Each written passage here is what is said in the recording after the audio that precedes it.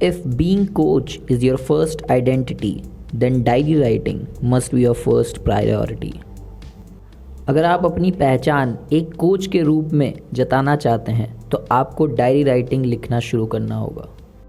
तो डे 6 में आप सभी का स्वागत है। आज के हमारे इस वीडियो में हम दो इम्पोर्टेंट एस्पेक्ट डिस्कस करने वाले हैं। एक diary writing, number 2 skill analysis while watching international videos.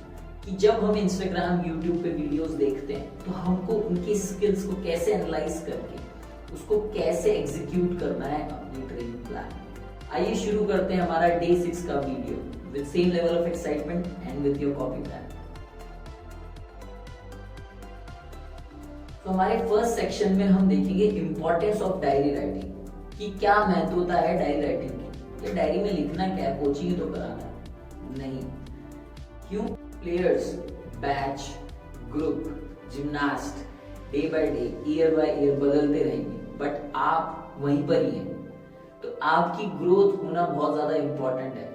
तो इसी वजह से डायरी राइटिंग। क्यों? क्योंकि आप अपने पर्सनल गोल्स को लिख सकते हैं, अचीव होता हुआ देख सकते हैं and then new goal set कर सकते हैं। इसलिए डायरी राइटिंग। डायरी राइटिंग का दूसरा महत्व, ये एक आपका पर्सनल गाइड बनता है कि आपको अगर कोई भी टेक्निक को रेप्लिकेट करना है या फिर इम्प्रोवाइज करना है।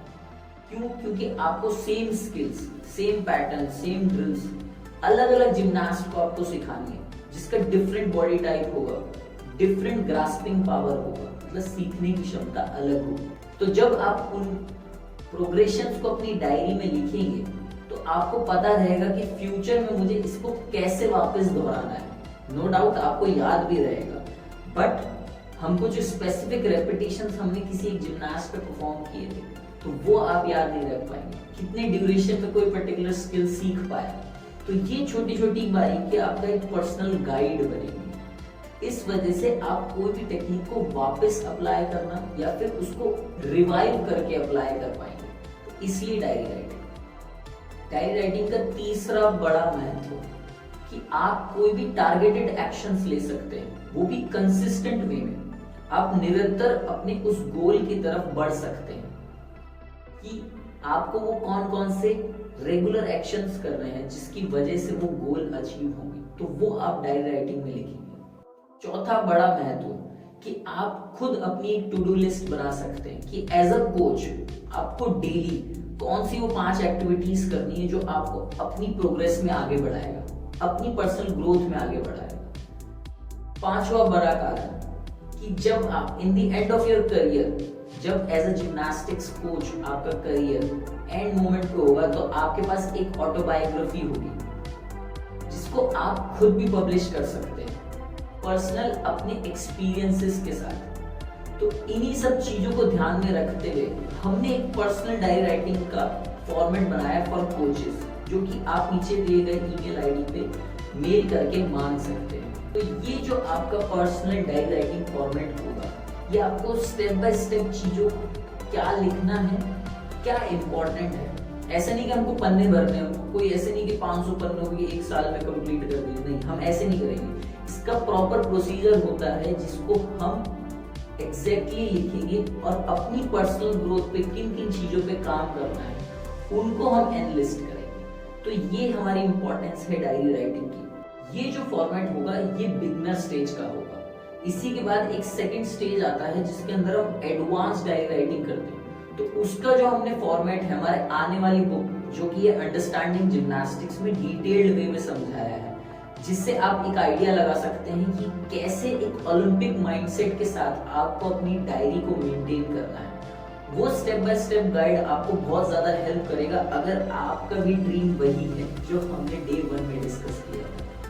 तो हाउ टू डायरी राइटिंग के लिए आपको थोड़ा सा वेट करना पड़ेगा, जो कि जल्द ही आप लोगों के साथ अवेलेबल होगी। तो if you wish, kindly request on email ID the beginners format of diary writing for coaching. तो आज के वीडियो के सेक्शन 2 में मैं आपको बताऊंगा कि स्किल कैसे एनालाइज किया जाए। क्योंकि मोस्टली हम लोग जब जिम्नास्ट एंथुजियास्ट होते हैं, फिर कोचिंग एंथुजियास्ट होते हैं, तो हम बहुत सारे ड्रिल्स देखते हैं इंस्टाग्राम पे, यूट्यूब पे, कोई ट्विटर पे, कहीं ऑनलाइन किसी भी प्लेटफॉर्म पे हम बहुत सारी स्किल्स देखते हैं। मोस्टली मैंने जो रियलाइज किया है कि कोचिंग में छोटी ड्रिल्स इंटरेस्टिंग लगती हैं क्योंकि हमको वही सिखानी है, पर एज अ जिम्नास्ट हमें बड़ी स्किल्स अच्छी लगती है क्योंकि हमें वही स्किल्स परफॉर्म करनी। बट एक बेसिक आइडिया देने वाला हूँ कि आप कैसे स्किल्स को एनालाइज कर सकते हैं। तो इस स्किल एनालिसिस की 5 बेसिक कंपोनेंट हैं। अब 5 के अलावा 2 और हैं जिसको पावर और स्पीड के नाम से मैंने मेंशन किया है। तो ये हमने फ्लोर और वॉल्ट के लिए कंसिडर किया, तो उसको हम थोड़ी देर के लिए अवॉइड कर रहे हैं। हम सिर्फ 5 इन कंपोनेंट्स को लेंगे और इनको स्टेप बाय स्टेप मैं आपको समझाऊंगा कि कैसे एनालाइज करना है कोई भी स्किल से रिलेट करते हुए। ये प्रो टिप है तो इसलिए आप इसको अच्छे से समझिएगा। तो जो पहला हमारा कंपोनेंट है जो स्किल एनालिसिस के वक्त आपको ध्यान रखना है वो है स्विंग। जो स्किल है उसमें स्विंग है कि नहीं, अगर स्विंग है तो उसकी कितनी रेंज है, मतलब अगर एडी जा रही है एज अ स्विंग में तो वो किस रेंज तक जा रही है, पंजा जा रहा है किस रेंज तक जा रहा है।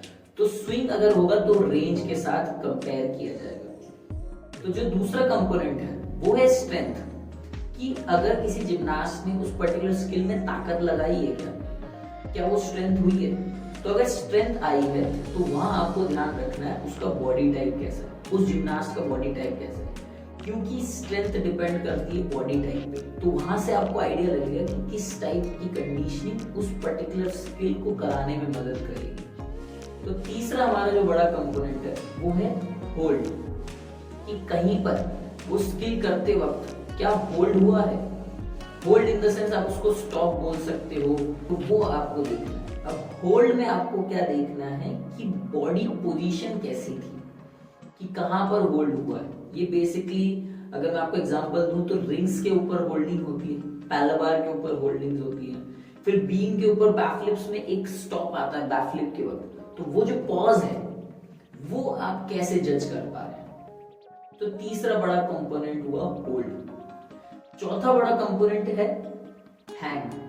हैंग के वक्त आपको क्या ध्यान रखना है कि आपकी बॉडी पूरी लूज होगी, इन द सेंस आपके बॉडी वेट को काम करने देना है, तब वो हैंग वाला पार्ट आएगा। तो इसको आपको स्किल को एनालाइज करते हुए ध्यान रखना है कि अगर वो स्किल हो रही है तो उसमें हैंग कहाँ कर रहा है जिम्नास्ट।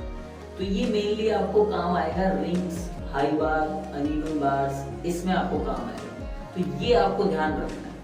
तो पांचवा हमारा जो बड़ा कंपोनेंट है वो है Corbett action. Corbett action is equivalent to Surya Namaskar.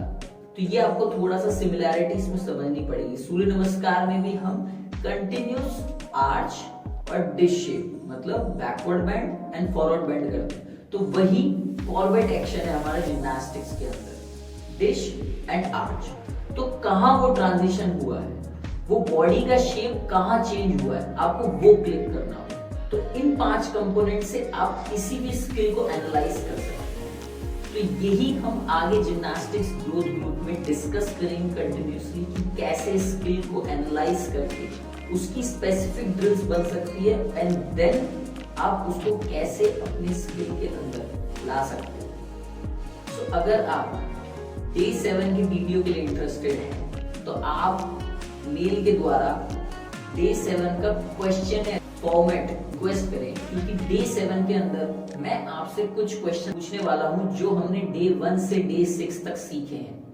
तो उससे रिलेटेड 10 मैं आपसे क्वेश्चंस पूछूंगा और उसके जवाब ये डिसाइड करेगा कि कितना ध्यान से आपने 7 डेज कोचिंग प्रोग्राम को अटेंड किया है। तो आप प्लीज रिक्वेस्ट करें वो फॉर्मेट सो दैट मैं आपको वाया मेल सेंड कर सकूं। तो इसी के साथ हमारा डे 6 भी कंप्लीट हुआ है। तो मिलते हैं आपके साथ डे 7 में। जब तक के लिए remember one thing, do it for the anthem. जय हिंद।